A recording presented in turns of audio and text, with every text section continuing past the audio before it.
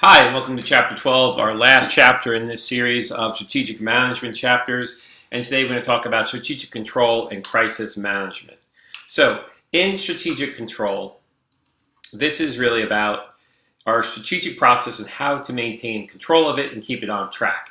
And what to do if a crisis occurs when, during the management of the company. So, when a strategy has been executed and it's been implemented and we're working on the strategy, we're going to have to evaluate the strategy's success or failure or take steps to address any problems that may have occurred along the way. So the strategic control consists of determining the extent of how successful these strategies were in obtaining our objectives, our main goals, and keeping track and making adjustments to the strategy as necessary to keep it on course with what we're trying to do. So we want to make sure that our intended and our realized plans of action have, we want to identify either they've come true or fallen short. And, this process of strategic control is sort of like we're piloting the company and we have to make these course corrections along the way. Either we're accelerating, we're braking, we're changing course. And we're trying to figure out what the right direction is and what's the best way of adjusting the company to keep on track with our strategic goals and what changes have to be made in our strategic format to keep our ideas of where we want to bring the company on course. So, of course, we need, if we're going to do control, it helps to have a benchmark. It helps to have something to measure and monitor. So we have some feedback into what the company's doing. We have some support from the managers, the internal, external environments about where the company is going and what's happened so far. So now the focus on strategic control, of course, is going to be internal and external, like I was saying before. Because those are the two real big forces in the company that we have to keep on top of. Now, we talked before about the external environment, so that can affect how our strategy is performing, and the quality and of the people and the performance of the associates in the company as well. Now, sometimes there's not much you can do about the external environment. There are industry forces and different things that we can monitor and that are going to influence us and we can try and plan for or hedge for. For example, if you're an airline and fuel prices are going to increase, we could use future contracts to hedge those rising commodity costs. So if our strategy is to try to keep a low-cost environment, we want to have to monitor the inflation and costs in our supply chain and do what we can to hedge against those risks. So managers really need to think critically about how to control the company's performance, look for opportunities, enhance performance, and ultimately, all these officers of the company are in this together, and they want to make sure that they have some control over the process. And if there are gaps in what the company is trying to achieve to where it is, they have to address them and figure out what is the best course of action to keep on track to obtain those goals and objectives. So without any strategic control, there are no clear guidelines for the company to measure their success, to see how the company's going. So the control is one part, a measurement, and another part, action.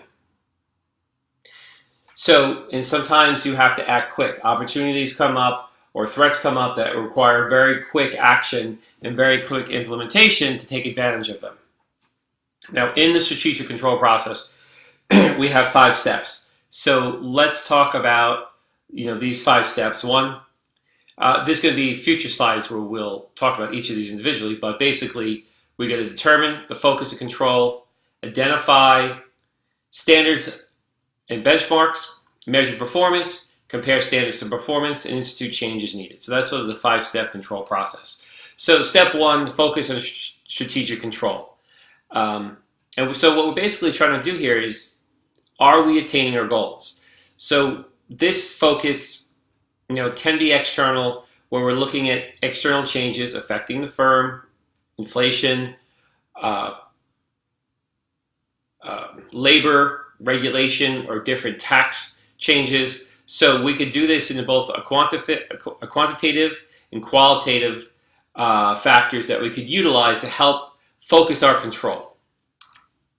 Now, and that's going to lead to the best way to benchmark and create some kind of control standards. So we want to put some sort of factors in play to identify what we're trying to achieve in the previous step.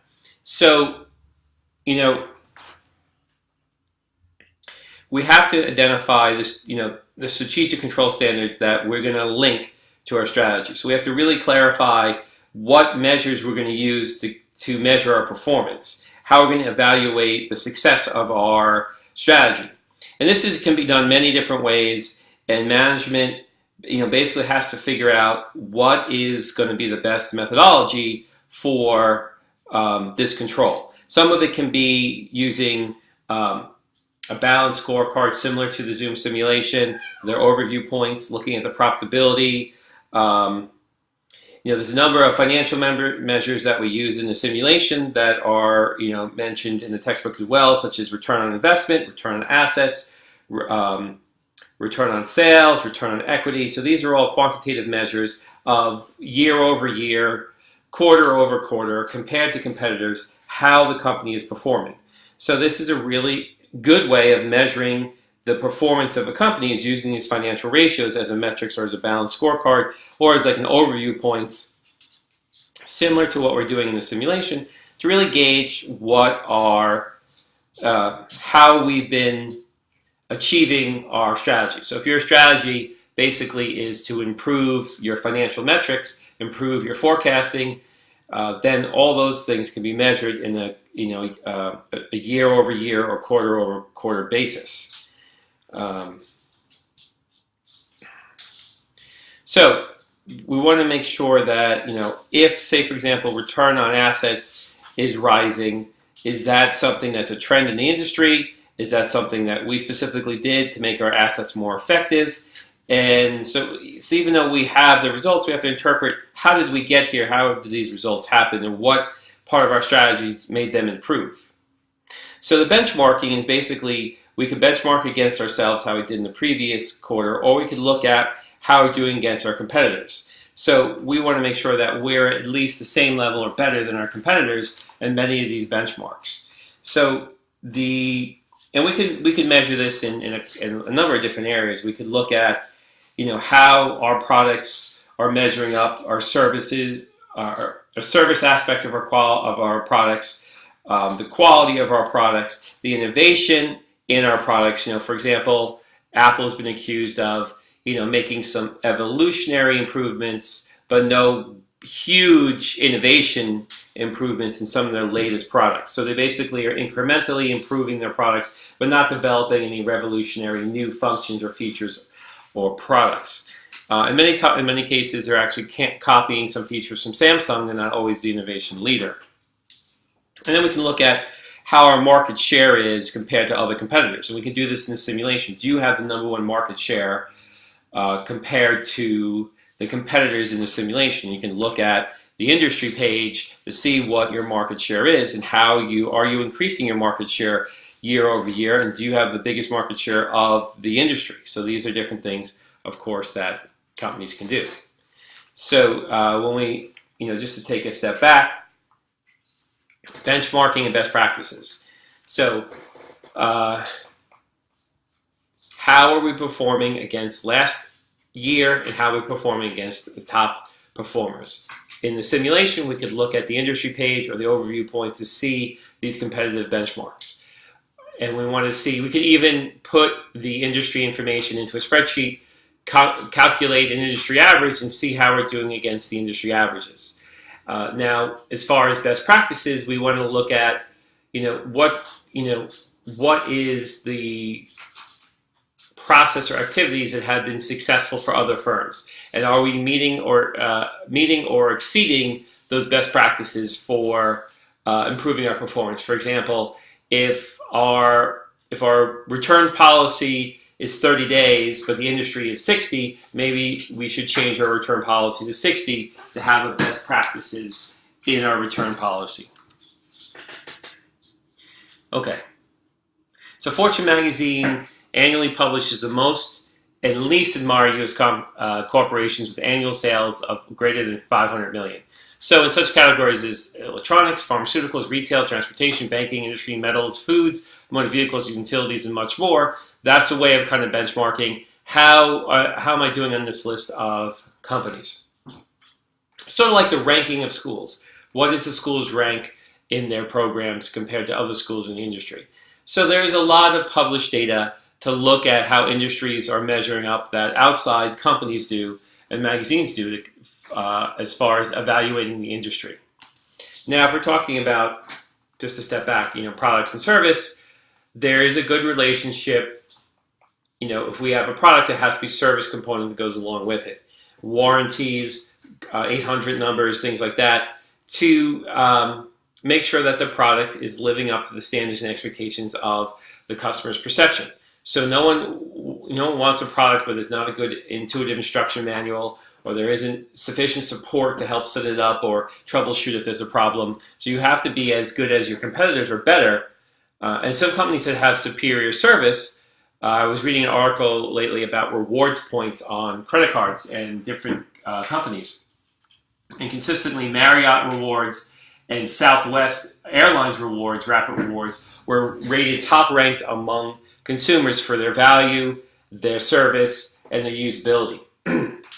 So that's a huge bonus to those companies that people want to use their Rapid rewards points to generate future and repeat business. Okay, now when we talk about innovation, we want to make sure that we're in the forefront or at least up to date with innovation on our products. So you'll notice that, say, Chase Bank has a lot of innovations in their apps, in their online usage for their bank customers, and they might be ahead of, say, a credit union as far as the innovation. Now, you may have an app on the iPhone or an Android phone, say the Starbucks app, has been a big innovation as far as highlighting new products, enabling faster service for customers to order their coffee or their beverages and pick them up.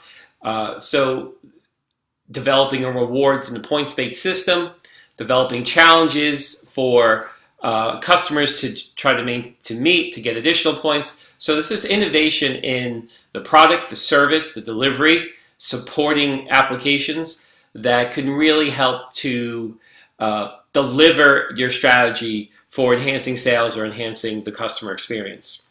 And of course, we want this all to translate into a bigger market share. We want our companies to gain market share. And in the simulation, if you're advertising properly, if you are configuring your car in a way that's going to increase demand, and you're building enough cars to meet the demand, your market share is going to increase, because the market share for the industry is increasing from 20 to 30% year over year. And if you make the right moves, you can maintain or capture even more than that if your products are more in demand and available than other companies. And oftentimes we see in the simulation is that some companies make a great products in heavy demand, but they don't manufacture enough products. So they lose sales and they go to somebody else. Or someone might make a great car, but not advertise it enough. Or they may have too high of a price. So there's a lot of factors that go into really hitting it perfectly to get that market share and get those purchases on your product. And customers, when we talk about automobiles, they will look at, Consumer Report. They will look at websites that measure their value, how much value the car retains year over year, resale value. So there's a lot of factors that companies have to do to maintain or increase their market share. And when Hyundai was falling behind and quality was a problem on the image on their vehicles, they turned around and created the first 100,000 mile warranty for their vehicles, sort of putting this new idea of quality in their cars, and it greatly increased their market share. Now let's look at steps 3 through 5, exerting strategic control. So now we want to exert this strategic control. So we want to establish these performance targets or benchmarks throughout the organization. So it's important that the entire organization, all the salespeople, everybody involved in production and sales and manufacturing and finance, understand what the performance targets are and what's the benchmarks that we're going to use in the organization. So that way, everything we're doing, we have to keep in the back of our mind, how is this going to affect our performance targets? How is this going to improve our benchmarks? So basically, we're thinking about how can we redesign the vehicle to be more attractive at a lower cost, to have a higher quality and a higher service at a cost-effective way of delivering those components to increase sales, increase profits, and deliver on our benchmarks. So when things aren't going right, these measurements, these benchmarks can give us an indication, a warning sign that we can take corrective actions later on to improve performance, to see, okay, we're not living up to this aspect, maybe our forecasts are not good or our production's not meeting our forecasts, and we can make changes to enhance that. Now, the balanced scorecard is very similar to the overview points in the simulation. So it's a performance measure based on a single quantifying factor, such as gross profits, net profits, stock price, return on assets, return on equity, return on investment. So there's qualitative factors we could use, our market share, our forecasts. We could use these to sort of gauge how well we're doing, sort of like a report card. Now, and this control can be through formal or informal organizations. So the formal organizational, this is our organizational structure that we're hoping will help, not hinder our success. So we could do things like a business process re-engineering. So when we think about this business process, this is an application of technology that we're going to make an effort to eliminate whatever unnecessary or costs that we can eliminate and try to improve our performance at the same time. So we're going to rethink the way we do things, and we want to figure out how can we add value? How can we take away things that are costing us money that we really don't need? So how can we really become more efficient in our operations? Eliminate waste, improve profit margins, reduce costs, increase customer satisfaction, increase product quality, reduce defectiveness in our products. So we need some sort of strategy, and a lot of this can be done through proper training and development of employees, investing in your employees so they're smarter, they don't make as many mistakes, they know what to do at all times for most situations to improve the company's success. So it's a good thing. Now, the informal organization, this can refer to the norms, behaviors, and expectations that evolve when individuals and groups come together into contact with one another. So an informal organization is dynamic and flexible, as the name sounds, but does not require a high degree or high amount of control to make change. So managerial, the management breathing over top of people or standing behind people, continually correcting them is not necessary in this state. There could be these informal relationships that can promote and impede strategic implementation, and it can play a greater role in the formal organization. So strategic control through the formal organization often involves attempts to modify the organization's culture. So we want a culture where employees care. Employees are watching out for the bottom line. The employees are treating the success of the company like their own personal success or failure. So they have a stakes in the company, and they're really looking to promote the values, and they're really looking to have this positive attitude and this high company morale, where people are really doing everything they can possibly do to eliminate waste, make a better environment for employees and customers and suppliers, and really, it's a way of motivating employees to keep what's important to the company in the forefront of their actions. And this can be done through rewards. This could be done through recognition. This could be done through a reinforcement of company culture through internal education. So it's very important to have this, continual motivational machine at the company to influence the organization. So we want to limit selfishness. We want to limit agency issues where employees are doing things that are going to benefit themselves. And we want more selfless and caring and considerate employees that are looking to make a constant improvement in the company resolve conflicts, resolve dysfunction, and just develop a really tight relationship where everybody's on this winning team and everybody's doing what they can to contribute, and people are being recognized and people are being appreciated. Now, when we talk about crisis management, this is unfortunately sometimes something happens to disrupt our operations, disrupt our company, affects the organization in a bad way that needs to be rectified. So the management process of a crisis is what's the process we have to deal with these crises and respond to them. Now here are some famous organizational crises that had come up in the past, and a really big one was in the 80s where we had Johnson & Johnson had a Tylenol issue where someone put cyanide in the Tylenol pain relief capsules. And this was a huge, huge problem for the company because suddenly people were feeling like the product was unsafe. Can you imagine you take Tylenol to relieve a headache and you die because you've been poisoned?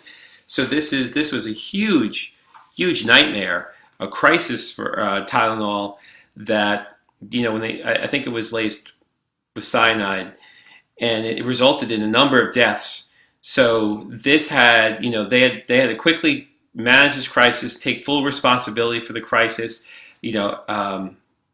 figure out, they had to recall all the Tylenol capsules, refund everyone's money, establish toll-free numbers, have advertisements about the situation, work with authorities, eliminate the contamination, discover who did this, where it was come, rebuild consumer confidence, rebuild market share.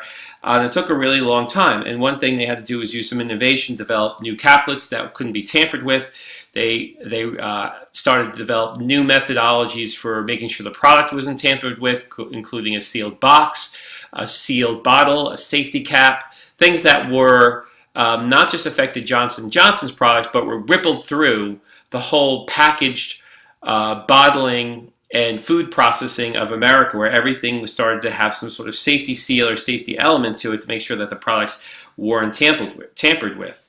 So it was a huge setback, but after a while, things turned around. Another huge problem was Union Carbide. Also in the 80s, they had a gas leak from one of their manufacturing plants, and it killed almost 4,000 people and disabled another 3,000 people due to this gas leak. So you can understand how disgruntled the community, the employees, this batch of chemicals that was released into the environment. This was a huge, huge blow to Union Carbide, and they had to, it was a crisis, and they had to, figure out what they could do to minimize the crisis, the impact, because there's so many, lives that were taken. And eventually they did wind up, having to pay almost $500 million in settlements to victims and their families. Another big problem from the 80s was the Exxon Valdez, which was a tanker off Prince William Sound in Alaska, a beautiful, unspoiled, natural environment. And they had an incident, and 250,000 barrels of oil were released. Which damaged, killed lots of wildlife, damaged habitats, and huge negative press and images of birds and oil and sea creatures dying and contaminated beaches. Was a huge crisis for Exxon that spent about $2 billion to clean up this environmental disaster, and $1 billion in claims against what they had done. So, and there was also the captain of the Valdez was suspected of being intoxicated at the time, and all sorts of horrible things occurred at this point. And it's just and this also kind of, if you look at the British Petroleum offshore oil rig, the Deepwater Horizon, which is also a movie about it.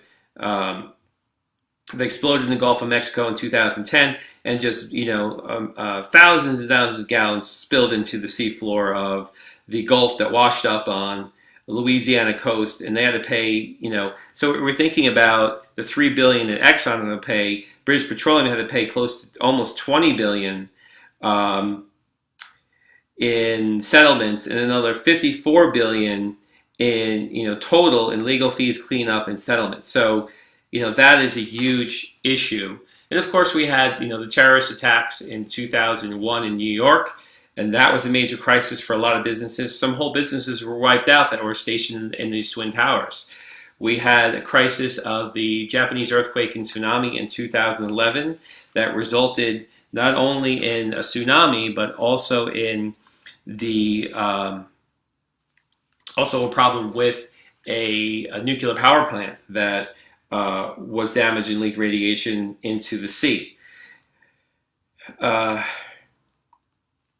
There's been recently, Chipotle Mexican Grill has had E. coli issues and people getting sick, and notavirus in their food, sickening dozens of their customers. We've had Taco Bell and Jack in the Box having instances with food-borne illnesses that have actually resulted in people's deaths.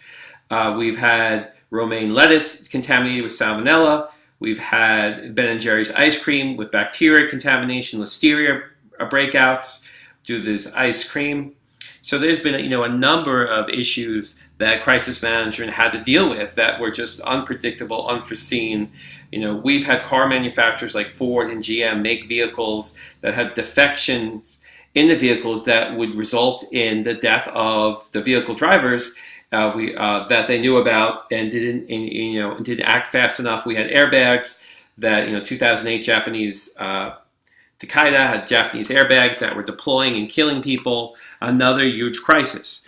So, some of these crises are not life-threatening, but they can certainly tarnish a company's image to the point that, they have to really do some damage control. So maybe you have media companies that have hosts like Don Imus or Howard Stern or that say things that are wildly inappropriate. Lately, we've had celebrity figures who are hosts that have been the face of sexual misconduct, with Harvey Weinstein being one of the biggest, and Bill Cosby.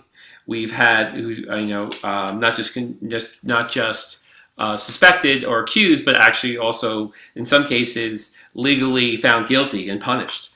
Now, and then there's been problems with the airline, Southwest Airline having a passenger sucked out the window, other airlines having crashes. And sometimes we have something that could be a little bit more, like I was saying before, not life-threatening, like Netflix changing their policy, breaking up. Netflix used to be one company where you paid $9 a month, $9.99. You had streaming services and DVDs. And at some point they said they had to break up the two services and make two monthly charges, one for DVDs and one for streaming. That really hurt the company's image. A lot of customers were upset.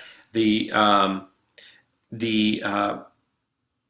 company had to apologize about and to redevelop what they were doing. Red Hastings, he did defend the move, but he argued, trying to argue why it was necessary, because he was saying that the streaming is where it's going to be at. No one's going to want this DVD service, so we need to break it up so we can focus more on streaming. And even though they lost revenue in 2002, quickly after they recovered, made a lot of revenue, and their stock price doubled or tripled. So sometimes these crises are very short-lived or very short-term thinking.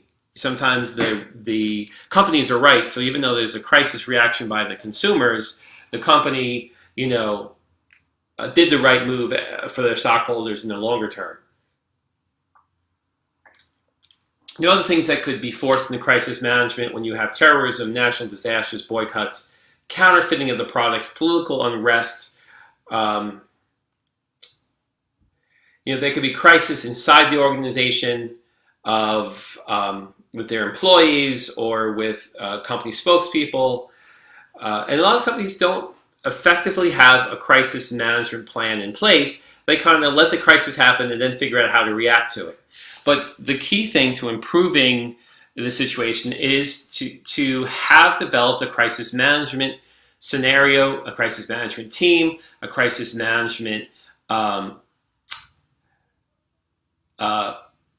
what I'm trying to say, some sort of document that may have a procedure in place and what to do in case of a crisis, what's the implementation of our steps that we should take when a crisis occurs. breaking crises down into different examples or different categories with different sets of instruction of what should occur if this crisis happens. And then during the crisis, the spokesperson should be already practiced and well understood of what they should say in the case of this particular crisis, so they can communicate effectively and quickly to minimize the effect. And after the crisis, of course, the company has to continue to work with the public, improve their image, and make plans to prevent this crisis from occurring again.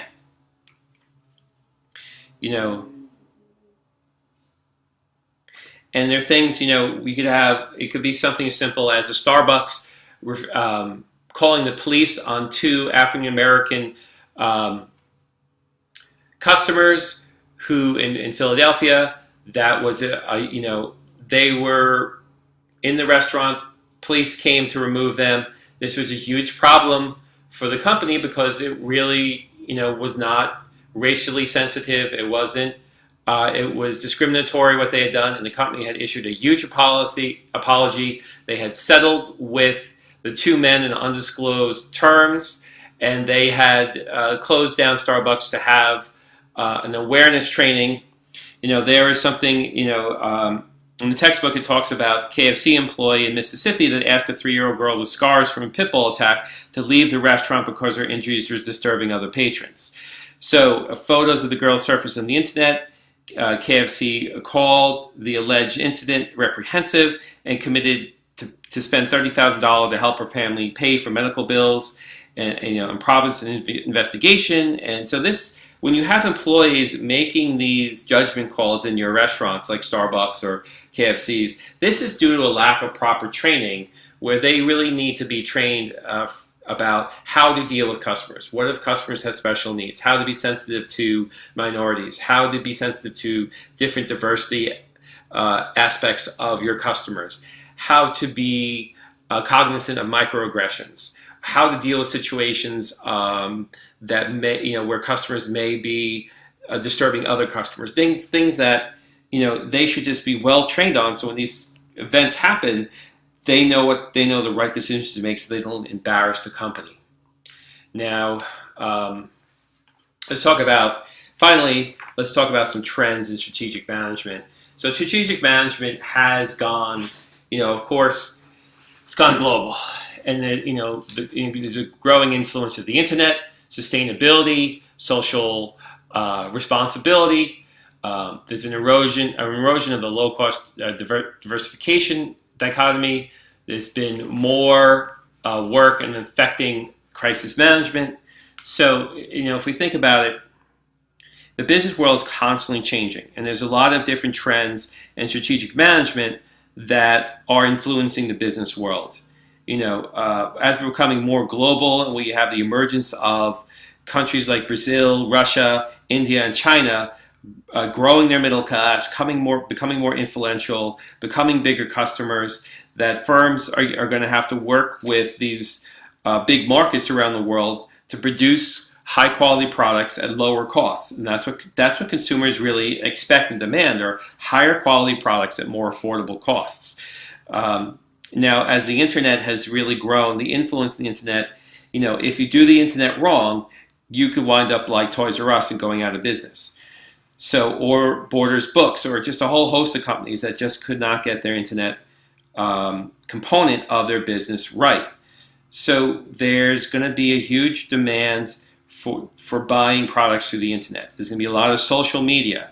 There's going to be a growth of real-time, requirements for digital support and applications for phones that are going to be supported through wireless internet, Wi-Fi, and everything has to function seamlessly, from your internet website to your smartphone applications. And customers are going to expect corporations reach out to them with technology and allow them to leverage technology to make their experience better.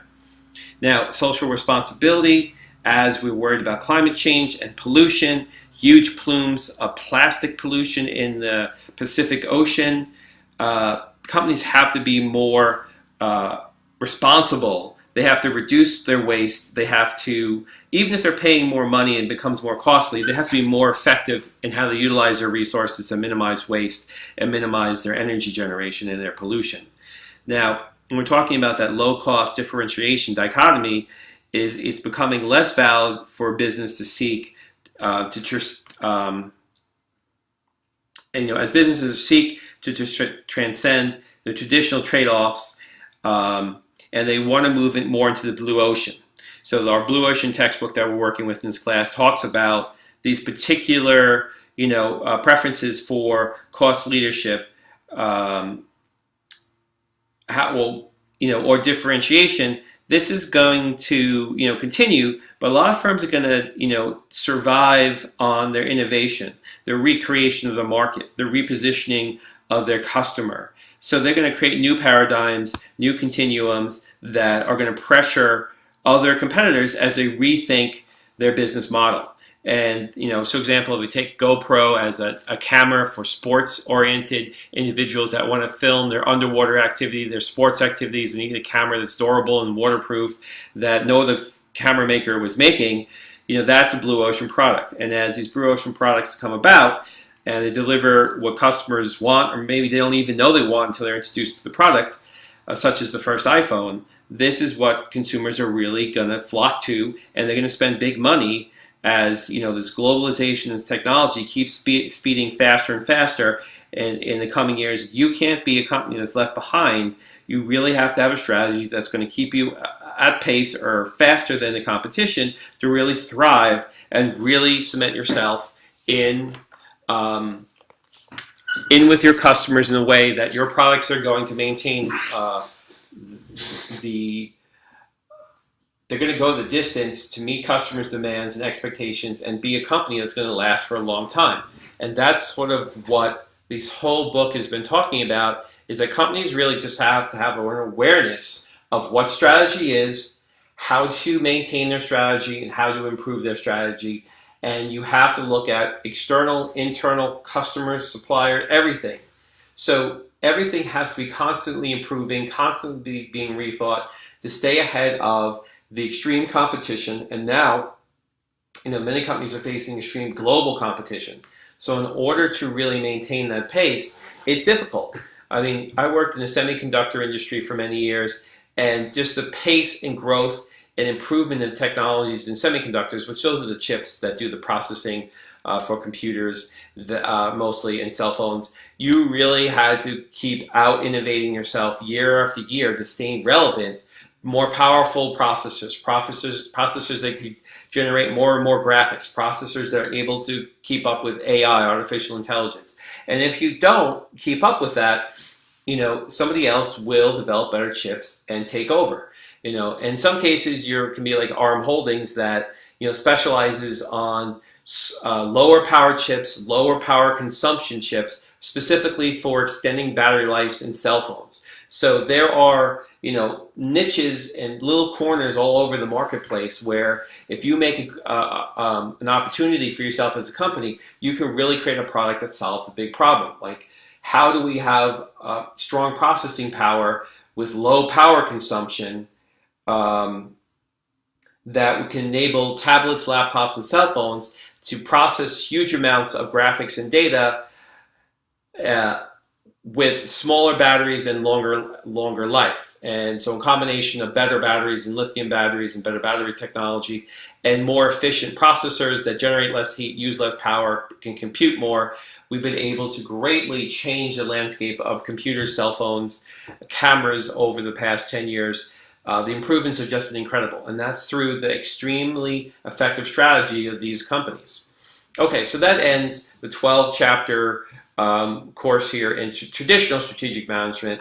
The course will continue with the blue ocean strategies to look how you can take these core strategic ideas we talked about in these 12 chapters and move to the next level, actually creating a new market, creating a new product dimension that's going to propel your company, your product to the top of the industry, such as the Nintendo Wii, the Keurig, a coffee maker, the iPhone, the GoPro camera, the Fitbit wrist exercise tracker. These are all types of blue ocean products that redeveloped a new market that generated millions and millions in sales and created whole new areas to compete in.